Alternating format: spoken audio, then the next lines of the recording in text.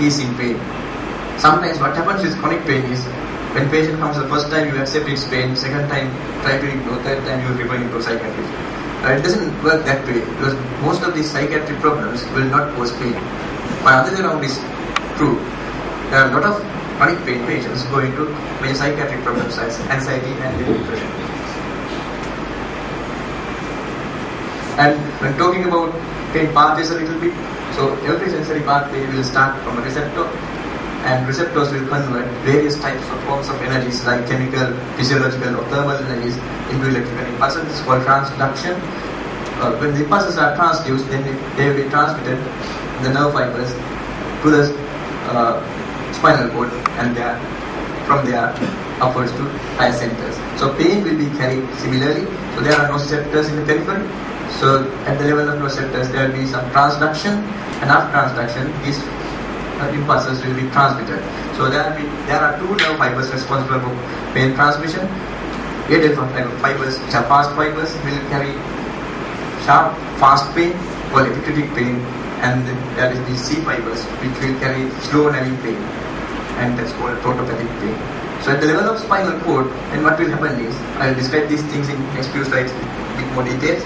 There will be some sort of modulation taking place. All these pain impulses going to spinal cord will not be transmitted upwards.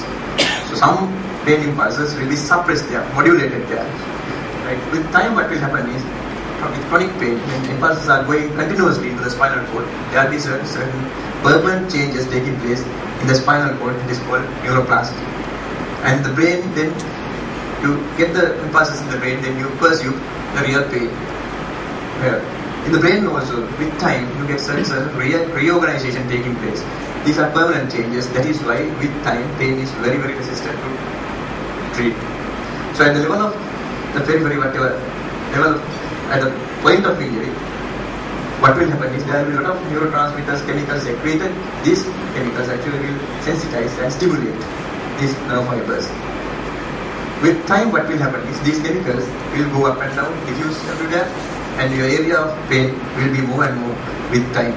Similarly, when these impulses go to the spinal cord, there will be neurotransmitters secreted. These things also will diffuse up and down.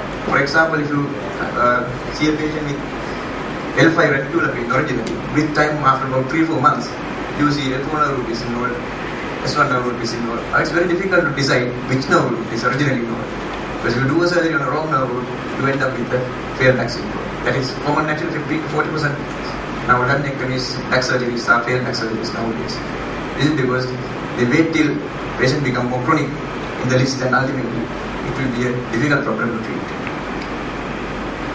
So if you go to the spinal cord, I'm not going to label you with this slide, but in this slide you know the rex laminas of the dorsal column. Maybe forgotten now from anatomy days, but lamina 2 is important, lamina 5 is important. Lamina 2 is important. This is called substantial gel nosa. This is actually responsible for this pain modulation. This is called gate control. You may have heard of it. So gate control is happening in lamina 2. That's the main point of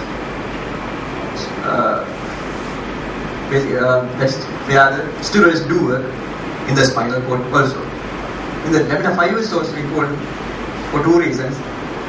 One thing is, lamina 5 has fibers coming from both viscera and somatic regions onto that area. So what will happen is you get referred pain due to that.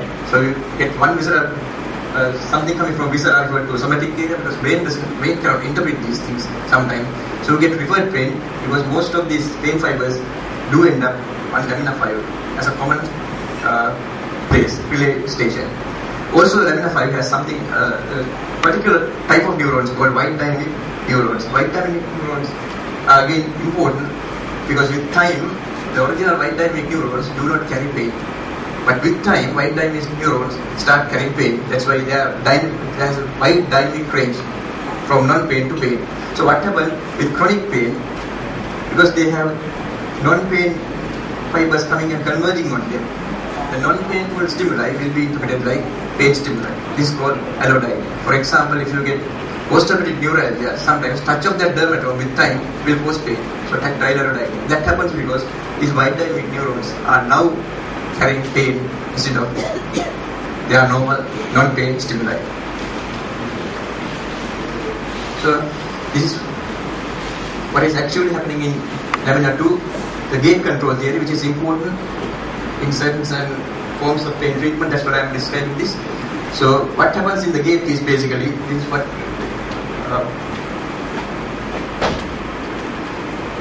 Melsack and Walsh described some time ago. So small fiber inputs will be suppressed by large fiber inputs. So that pain fibers are small fibers. The pain sensations will not be transmitted upwards when there are large fiber inputs. Because this is a mechanism of counter irritation. Applying soothing creams, ethyl chloride or methyl salicylate. Large fibers will be stimulated and some small fibers will be suppressed and pain won't be transmitted upwards.